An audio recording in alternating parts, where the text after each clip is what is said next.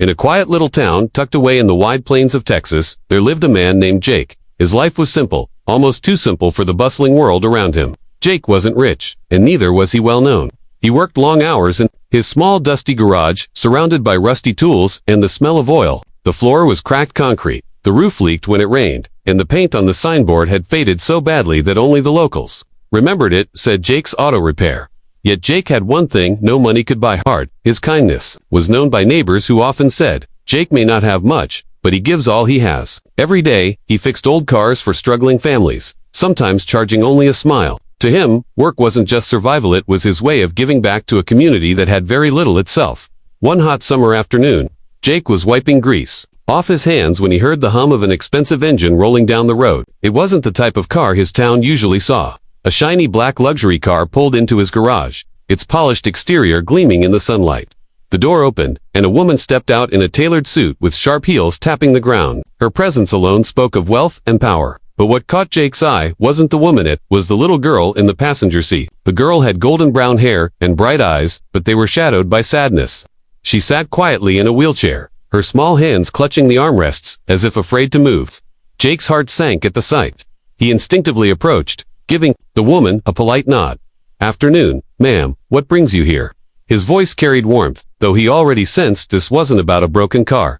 The woman introduced herself firmly. "My name is Clara," she said, her tone laced with authority. "I'm here about my daughter." She glanced at the girl, and Jake bent down to her level. "Hi there, sweetheart. What's your name?" The girl hesitated, then whispered, "Lily." Her voice was soft, almost fragile, as though life had already demanded too much of her. Clara sighed deeply, then began to explain. "Lily was born with a disability. We've tried every doctor, every treatment money could buy. Nothing has worked. They've all told us to accept the truth that she never walked." Her words hung heavy in the air. Jake looked at Lily, his heart aching at the hopelessness in her mother's tone. He could tell Clara had carried the burden for years, but behind her tough exterior, she was still just a mother, longing for a miracle for her child. Jake took a step closer to the wheelchair and ran his eyes carefully across its design. Unlike most people, he didn't just see a chair, he saw possibilities. The gears, the angles, the weight distribution, it all spoke to him like an engine begging to be fixed.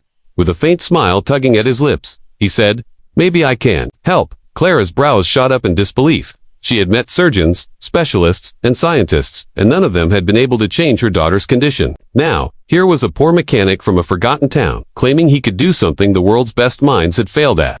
She folded her arms, her expression skeptical. You're just a mechanic. How could you possibly help her?" she asked, almost defensive. But Jake didn't flinch. His eyes were steady, filled with quiet determination that even money couldn't buy. What Clara didn't know was that Jake wasn't always just a mechanic. Years ago, he had studied engineering at a university, dreaming of designing machines that could change lives. But poverty had been a thief of dreams. He dropped out when his father died and his family needed him to work. Since then, he had buried his ambitions under grease and wrenches, fixing cars instead of creating miracles. But standing there, staring into Lily's hopeful eyes, something inside him stirred again. He remembered why he once wanted to build, why he once believed machines could be more than metal. He crouched down to Lily's eye level, speaking softly. "Sweetheart, would you like to try walking someday?" Her eyes lit up, though fear kept her answer quiet. "Yes," she whispered, clutching the chair tightly. Jake nodded. "Then let's see if we can make it happen." Clara's heart twisted as she watched her daughter's face brighten for the first time in months.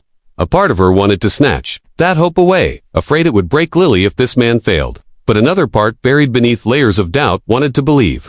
She studied Jake, his simple clothes stained with oil, his hands rough from years of work, his face weathered by hardship. He had none of the sophistication of the professionals she knew, yet something about his sincerity tugged at her. "If I let you try," she said slowly, "what makes you think you can succeed where the world's best failed?" Jake looked at her, not with arrogance, but with gentle conviction. "Because, ma'am, to them she's just a case. To me, she's a child, and I don't give up on children." His words hung in the air like a promise too heavy to ignore. For a long moment, silence filled the garage. Clara's instincts told her to walk away, to drive back to her mansion and leave this poor man with his dreams. But Lily's small voice broke the hesitation. "Mommy, please," she whispered, tugging on her mother's hand. Clara turned to her daughter, and for the first time in years, she saw hope shining in those young eyes. It was a dangerous hope, but it was hope nonetheless. Clara exhaled, almost trembling as she finally gave in. "All right," she said, her voice cracking slightly. "You can try, but if you fail, I won't forgive you for giving her false hope." Jake nodded solemnly. He didn't take her words as a threat but as a mother's desperate protection of her child. As Clara watched, Jake's gaze lingered on Lily, and in that moment, she realized he wasn't just another man. He was someone willing to try when no one else would. Jake's small garage became a place of invention in the following days. The dusty corners filled with scraps of metal, old car parts, and discarded machines that most people saw as useless junk. But to Jake, every rusted piece had a story, a purpose waiting to be reborn. He sketched on torn papers, measuring angles with broken rulers, welding late into the night under the flicker of a single light bulb. His hands grew raw and blistered. His back ached, and his eyes burned from exhaustion. Yet he never complained. This little girl deserves a chance, he whispered to himself each night, his voice steady with determination. To him, Lily wasn't just another child. She was a symbol of why he once dreamed of being more than a mechanic. Each spark from his welding torch carried with it the hope of rewriting her story, one bolt at a time. Clara visited once during those long nights, curious to see what Jake was doing. She stood at the doorway of the garage, arms folded, her expensive perfume almost out of place in the smell of oil and metal. Watching Jake bent over his workbench, sweat dripping onto the steel, she felt a strange conflict within her. She was used to scientists in spotless labs and doctors in white coats, not a man in greasy overalls surrounded by broken machines. "You really believe this can work?" she asked quietly. Jake didn't look up, just tightened a bolt and replied, "Belief isn't enough, I'll make it work." Clara said nothing more, but when she turned back to her car, she noticed Lily peeking from the window, eyes sparkling with silent excitement. For the first time in years, her daughter was watching, someone with hope instead of despair. That sight softened Clara's heart more than she cared to admit. Days turned into a week, and Jake finally called Clara and Lily back to the garage. The air buzzed with anticipation as Clara helped her daughter out of the car. "Are you ready, sweetheart?" Clara whispered. Lily nodded eagerly, her little hands gripping her mother's arm. Inside the workshop, they found something they hadn't expected. Standing tall against the wall was a lightweight exoskeleton frame, made from repurposed car suspension parts, bicycle gears, and other scraps most people would have thrown away. It looked rough, not polished, like a high-tech invention, but there was something strong and purposeful in its design. "It's not fancy," Jake admitted, wiping grease from his forehead, "but it's strong enough to support her legs. And most importantly, it's made for her." Clara blinked in surprise. She had spent millions on advanced equipment for her daughter, but none of it had been built with such personal dedication. Clara's instinct was to hesitate. She had been down this road too many times before, watching hope rise only to be crushed. She stared at the frame with suspicion, her pride telling her that no poor mechanic could achieve what billion-dollar technology couldn't. But then she caught Lily's eyes bright, wide, filled with innocent faith. "Mom, can I try?" the little girl asked softly. Clara swallowed hard. Her heart screamed to protect her child from disappointment. But how could she deny that flicker of hope? With a deep breath, she nodded. "All right, sweetheart. But we'll take it slow." Jake's face lit up with gratitude. He gently lifted the frame and adjusted the straps. Every movement was careful, almost reverent, as though he knew how fragile. This moment was the garage fell into a heavy silence, broken only by Lily's nervous breaths and the metallic clicks of the exoskeleton being fastened into place. When the machine was ready, Jake knelt down in front of Lily, speaking gently. "I want you to hold on to me. Don't be scared if your legs feel shaky, it's part of the process." Lily nodded bravely, her small hands clutching his arms. With Clara watching anxiously from behind, Jake tightened the last strap and slowly helped Lily stand. At first, her legs trembled violently under the unfamiliar pressure. Clara's breath caught in her throat, ready to rush forward and stop it. But Jake steadied the girl, whispering encouragement. "You're stronger than you think, Lily. Just take one small step." For a terrifying moment, Lily seemed frozen, fear clouding her face. Then, with Jake's guiding hand, she moved her foot forward, a tiny step, fragile yet monumental. Clara gasped, tears instantly blurring her vision. Her daughter, her little Lily, was standing on her own 2 feet for the first time. The second step came with less hesitation, then a third. Slowly, shakily, but undeniably, Lily was walking. The metal frame clicked softly with each movement, supporting her fragile legs as if lending her borrowed strength. Clara covered her mouth with trembling hands, her heart pounding. In disbelief, this wasn't supposed to be possible. She had been told by world-renowned doctors that her daughter would never walk. Yet here she was, taking steps across a greasy garage floor with the help of a man society barely noticed. Clara's knees gave out, and she sank to the floor, tears streaming down her face. "Oh my God, she's walking," she whispered, her voice breaking. The workshop, once filled only with the hum of tools, now echoed with the soft sound of Lily's laughter, pure, joyful, and free. For the first time in her life, Clara wept, not out of sorrow, but out of overwhelming joy. Jake watched the moment unfold with quiet pride, his own throat tightening with emotion. He hadn't done this for recognition, nor for money. He had done it because he couldn't stand to see a child lose hope. As Lily reached out toward her mother, Jake stepped back, letting the girl take her steps on her own. Clara rushed forward, wrapping her arms around her daughter in a fierce embrace, sobbing into her hair. Lily giggled, whispering, "Mommy, I'm walking. I'm really walking." Clara pulled back just enough to look at her, her face wet with tears. She turned to Jake, her voice trembling. "I don't know how you did this, but you gave my daughter a miracle." Jake shook his head humbly. "No, ma'am, I just gave her a tool. The miracle was always in her." His words struck Clara's heart deeper than she expected, leaving her speechless. For the rest of that afternoon, Lily practiced walking across the garage, each step steadier than the last. Neighbors who heard the commotion gathered at the door, their eyes widening in awe at the sight of the once disabled girl taking steps. Some gasped, others clapped, and a few simply stood frozen, unable to believe their eyes. Clara, still overwhelmed, realized that what she was witnessing wasn't just her daughter walking, it was a poor mechanic, proving that kindness and determination could achieve what wealth and power could not. The dusty little workshop, filled with old car parts, had become the stage for a miracle. And though Clara was used to a world where everything had a price, she knew in her heart this moment was priceless. For Jake, the reward was simple, the smile on Lily's face, brighter than the sun spilling through the garage door. Word of Lily's first step spread like wildfire across the small Texas town. It began with the neighbors who had peeked into Jake's garage that afternoon. They had seen with their own eyes what the doctors and experts had deemed impossible, a disabled girl walking. By the next morning, shopkeepers, teachers, and even the pastor of the local church were whispering about it. Some dismissed it as exaggeration, while others rushed to confirm it for themselves. Before long, people began showing up outside Jake's workshop, crowding near the doorway to witness the miracle firsthand. They saw Lily, her little face glowing with happiness, walking slowly but steadily with the machine Jake had built from scraps. A hush always fell over the crowd when she took her steps, followed by bursts of applause and gasps of disbelief. What had once been an old dusty garage was now transformed into the center of hope. Among the crowd, whispers carried a mixture of amazement and confusion. "How can a poor mechanic do what billion-dollar doctors couldn't?" One man murmured, "He's not even a scientist." Another added, "Some wondered if it was pure luck," while others believed it was God working through Jake's hands. But no matter the opinions, no one could deny the truth. Lily was walking. Clara stood silently near the edge of the room, watching her daughter's laughter fill the air. Her heart, once so heavy with years of despair, now felt lighter than it had. In a decade, the image of her little girl, taking steps toward her, arms stretched out, would be etched in her memory forever. Clara's lips trembled as tears spilled freely down her cheeks. For all her wealth and status, she had never felt this humbled. She dropped to her knees the moment Lily stumbled into her arms. Clutching her tightly, Clara hugged her daughter as if she would never let go. "Oh, my baby, my sweet Lily," she sobbed into her daughter's hair. Lily giggled, innocent and carefree, whispering, "Mommy, I'm walking." The sound of her joy pierced Clara's heart. In that moment, all the board meetings, luxury, homes, and business deals meant nothing. What mattered was the warmth of her child's embrace and the miracle she was living through. Clara turned her tear-streaked face toward Jake, who stood humbly a few steps back, wiping grease from his hands. His eyes weren't on her. They were on Lily, as though her happiness was his only reward. Clara's voice cracked as she asked, "Why did you do this for us?" She wasn't a woman who begged or questioned often, but this man's act of kindness demanded an answer.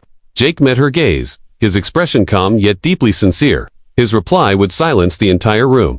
Jake's voice was quiet, but it carried, with a weight that stilled every whisper in the garage. "Because no child should be robbed of their dreams, no matter how rich or poor," he said simply. The crowd went silent, the words echoing like a truth everyone had forgotten. It wasn't about money, degrees, or titles. It was about compassion. Clara felt her chest tighten at the raw honesty in his tone. Here she was, a billionaire with resources that could buy almost anything, yet she had never been able to give her daughter what this poor mechanic had offered freely: hope. The people in the crowd looked at Jake with newfound respect, some nodding in agreement, others blinking away tears. In that instant, Clara realized something she had never considered before. This man, with his worn clothes and calloused hands, carried more wealth and kindness than she had ever carried in her billions. News of the miracle didn't stop at the town's borders. Within days, local reporters arrived, curious about the mechanic who had accomplished the impossible. Cameras flashed as they interviewed neighbors, each one eager to tell the story of Jake's compassion and Lily's first steps. Clara, used to media attention for her businesses, found herself suddenly in the spotlight for something deeply personal. At first, she wanted to shield her daughter from the frenzy, but then she realized the truth. This story wasn't about pity, it was about possibility. When a reporter asked Jake how he managed to create such a machine, he simply shrugged. "I just used what I had," he said, but then his tone softened, his eyes glancing toward Lily. "Sometimes, the only thing you really need isn't money or fancy equipment, it's just the will to try." His words struck a chord far beyond that garage. For Clara, watching Jake speak was like seeing a mirror of everything she had forgotten in her climb to success. Her wealth had built walls around her, making her believe that solutions always came with a price tag, but Jake's invention, crafted from discarded car parts and fueled by sheer determination, tore those walls down. She realized she had measured worth in dollars, while this man measured it in humanity. That night, as she tucked Lily into bed, Clara lingered at her daughter's side longer than usual. Lily's eyes sparkled as she whispered, "Mommy, Mr. Jake made me walk. He's like a hero." Clara smiled through her tears, stroking her daughter's hair. "Yes, sweetheart," she murmured. "He is," but deep inside, Clara knew Jake wasn't just a hero. He was a reminder that even in a world obsessed with wealth, true riches were found in kindness and sacrifice. The next day, Clara returned to Jake's garage with a gift, though not the kind he expected. She didn't come with money or legal contracts. She came with honesty. Standing in front of him, she admitted, "I doubted you. I thought you were just another man chasing something impossible. But you've done what no one else could, and I owe you more than I can ever repay." Jake shook his head, gently setting aside the wrench he was holding. "You don't owe me anything," he replied. "I didn't do this for payment. I did it because I couldn't bear to see her lose hope." His humility left Clara speechless. In her world, everything had a cost, a return, an exchange. But Jake had given, without asking, without expecting something even she, with her billions, struggled to do. That realization humbled her more deeply than anything else in her life. In the following weeks, the bond between the three of them grew unexpectedly strong. Jake continued refining the exoskeleton, making it lighter, sturdier, and easier for Lily to use. Each visit to the garage became an adventure for the little girl, who now laughed more than she cried. Clara, too, found herself visiting more often, not just to support Lily, but because she was drawn to the simplicity of Jake's world. In his small garage, there were no board meetings, no corporate politics, no shallow conversations. There was only work, sweat, and sincerity. She began to see that perhaps she had been the one who was truly disabled all along, not in her body, but in her heart, crippled by pride and blinded by wealth. And Jake, the poor mechanic, had unknowingly given her something as priceless as her daughter's steps, the ability to see life through the eyes of kindness again. The next morning, Jake was bent over an old truck engine when he heard the unmistakable sound of multiple cars pulling up outside his garage. He wiped his hands on a rag and stepped out, surprised to see Clara stepping out of a sleek black SUV, flanked by assistants in sharp suits and two lawyers carrying thick files. For a moment, Jake's heart sank.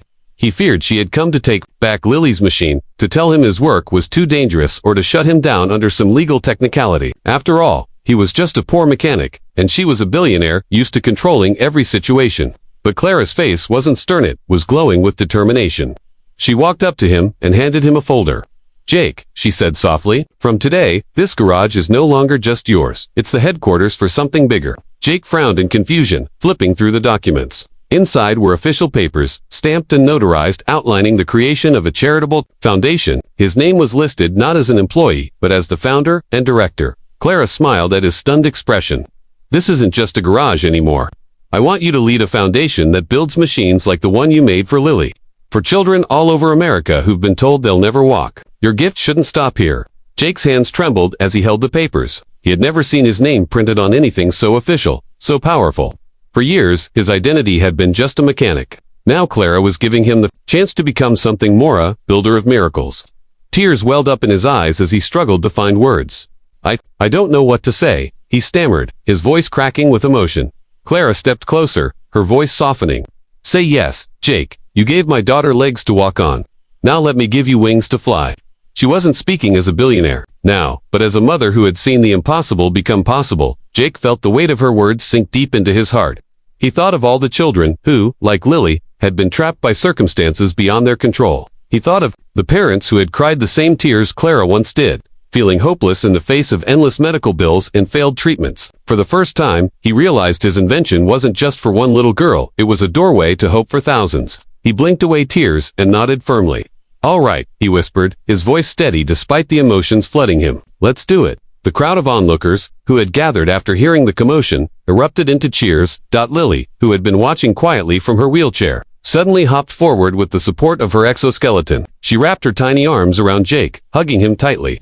"Thank you, Uncle Jake. she whispered into his chest. The words nearly broke him. He hugged her back, his tears falling freely now, unashamed. In that moment, every struggle he had endured, dropping out of college, working long nights in the garage, barely making ends meet, felt worth it. All of it had led to this moment, to this hug, to this promise of hope. Clara wiped her own tears as she watched the two of them. She knew she had given Jake money and a platform, but Jake had given her something she could never repay. Her daughters. Laughter. For the first time in years, Clara didn't feel like the billionaire in control of everything. She felt like a mother, humbled by grace. In the weeks that followed, the transformation was astonishing. Clara poured her resources into turning Jake's dusty little garage into a state-of-the-art workshop. Engineers and designers volunteered, inspired by the story they had seen on the news. But at the heart of it all, Jake remained the same humble man, insisting that no child would ever be turned away because of money. This isn't about profit, he told every new hire. This is about giving kids a chance to dream again. Word spread across America. Parents began writing letters, calling, and even traveling across states to bring their children to Jake's foundation. Each story was different. Some kids had been injured in accidents, others born with conditions that limited their mobility, but the result was the same. When they strapped on Jake's machines, they found new strength. The workshop became filled with laughter, tears of joy, and the steady clink of hope being built from steel.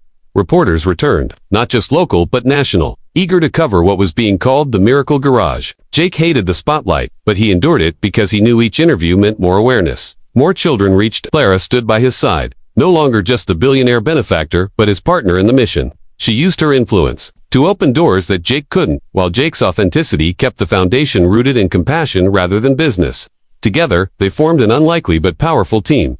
And Lily, she became the face of the movement. Whenever people doubted, she would proudly demonstrate her steps, giggling as she said, "If I can do it, so can they." She wasn't just walking, she was leading. The world began to see not just a disabled child, but a symbol of courage and possibility. Years later, the foundation had grown far beyond that little Texas town. Dozens of workshops were established across America, each one producing machines that gave children the chance to walk, run, and play. Jake's name became known across the country, though he never cared for fame. What mattered to him were the letters from parents thanking him for giving their child back a piece of life. What mattered was the look on a child's face when they took their first step. One summer afternoon, as Jake watched Lily run freely across the grass, chasing butterflies with other children, he felt a deep peace settle in his soul. She was no longer the girl in the wheelchair with sad eyes. She was a child, living her childhood as she deserved. For Jake, that sight was worth more than all the wealth Clara had ever offered him. It was the truest reward. And so, the story of a poor mechanic and a billionaire mother became legend, not because of the money spent, nor the machines built, but because of the heart that started it all.